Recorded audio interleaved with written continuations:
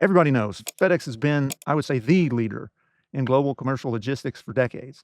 And a huge part of that success is, I think, the ability to, what I would say, see around corners.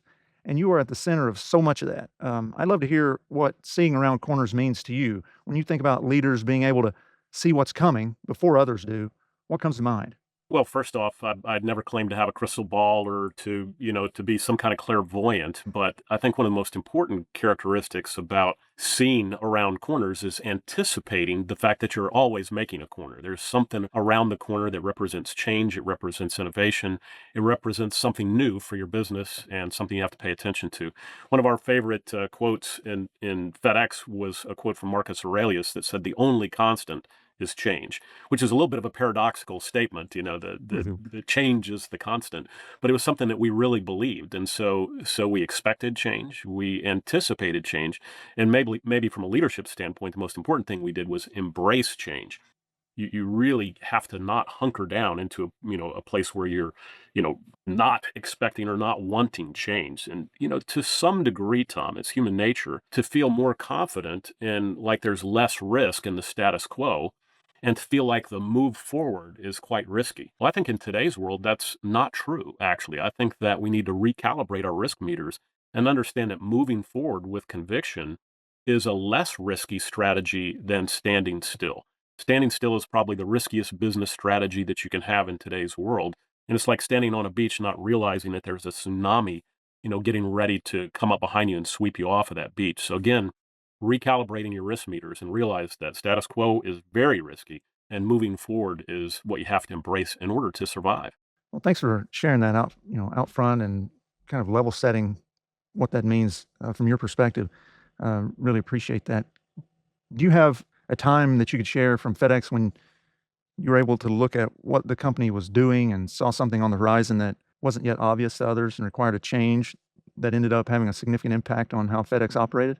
But when I think about that, I think about the internet, but I'm not going to use a whole lot of I in what this happened. This was a team effort, and I'll never forget this meeting that we were having in 1994. We had invited Bill Joy to come into FedEx, and Bill was one of the co-founders of Sun Microsystems, and really a thought leader in so many ways.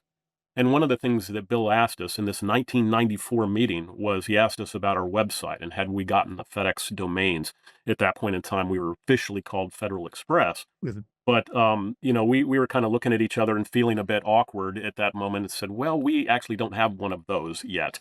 And but we then quickly pivoted and brought together a skunkworks team of some of our better technical people and business leaders, and frankly, at that time, we were doing some pretty cool things. You could take a diskette and put it in your PC and, your modem would warble and you would connect to the internet and you could track a package, that way. But what we did was pretty groundbreaking. We stood up the original FedEx.com, and the original page was this kind of cool page it was an HTML page. It had a little blank and it had a graphic of a flying package kind of in digital space, and it said enter your tracking number here. So again, we're talking 94 now, and you could key in your tracking number and we would go to our backend systems with that and then return a new HTML page that had nicely formatted tracking information about your shipment.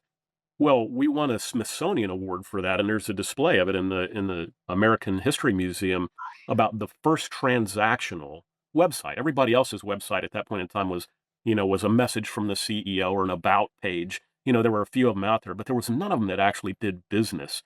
And so we think that not only changed FedEx, but it in some ways changed the world. It said, look, this is not just Yeah. a communication platform. This is a transactional platform, which of course today is table stakes for virtually everything all of us do. Yeah. Wow, Rob, thinking back in your like, when you were a young person, let's say in college or whatever, did you ever think that something you'd be intimately involved with would be in the Smithsonian?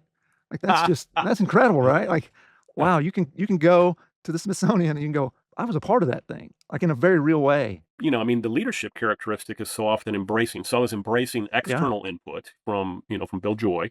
I was Mhm. embracing our team members and some of the people that had, already kind of built the construct. I can take no credit for the design. We just turned them loose and they came Yeah. back. So I was a part of it. I will take credit for that. But the leadership Yeah. attribute is to embrace internal, external input. And I always call that the two wings of innovation. If you only embrace external input, It's like you have one wing and you flap around on the ground in circle. But if if you embrace internal and external innovation and input, that's when you take flight. Yeah. I always think of innovation in a similar way.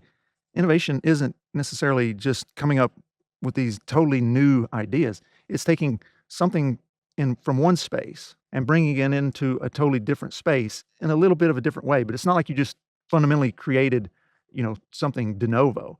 It's recognizing that opportunity to bring something from outside of your domain in to enhance it or make it better. So we think in a similar way when it comes to innovation like that. Well, the very essence of FedEx is that our chairman and founder Fred Smith, a very interesting innovator. So his family and his father in particular were the founders of Trailways bus lines in the South, and so back in the day, and most people don't remember this, but if you wanted a parcel to get from Memphis to Mobile, you would take it down to the bus station, and you wouldn't have to ride with it. You would give it to them, and they would put it in the underbelly of the bus, and it would move that way.